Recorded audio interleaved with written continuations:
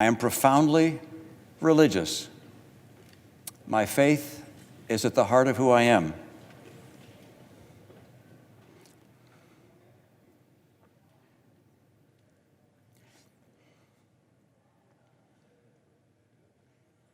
It's the most difficult decision I've ever made in my life. There's been nothing that compares to this. And what about the blowback that it's going to come from the president? I understand it will be substantial, and I have to recognize that it was one or the other. I don't like people who use their faith as justification for doing what they know is wrong. There's a hymn that is sung in my church. It's an old Protestant hymn, which is "Do what is right, let the consequence follow." Yeah, again, I can't let personal considerations, if you will, overwhelm my conscience and overwhelm my oath to God. Do you abide by the oath that you swore to God? And I believe in God, and I believe I have a responsibility to put that first and to put all those other consequences well behind. But if your faith is your excuse for why you want to impeach this president, the mainstream media celebrates that and says what a conscientious, honorable decision that is. And I think that's a serious contradiction that we need to come to grip with. I agree with him 80% of the time.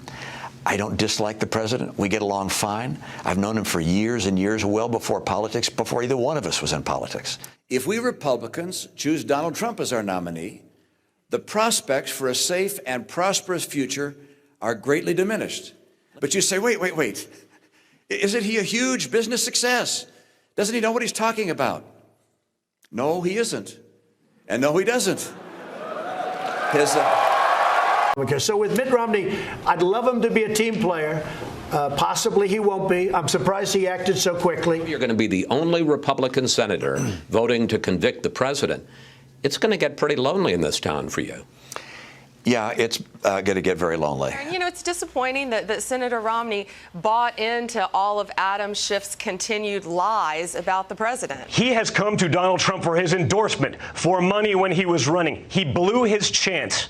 Bigly. He's not brave. He's a coward. Okay, so the idea that doing exactly what the establishment media and the swamp want you to do is brave is just not. It's the opposite of brave. But if Romney were brave, he would have run for U.S. Senate in Massachusetts against Elizabeth Warren. Right. Okay, instead of carpetbagging his way into a red state where a Republican was going to win anyway. It is not courageous to do things that are against the will of the people of Utah.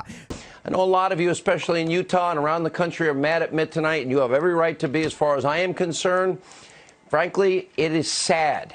Mitt Romney is now a diminished figure. It certainly energized the base for Republicans, and I'm pretty sure I can clearly bet that Trump is going to win Utah in this election.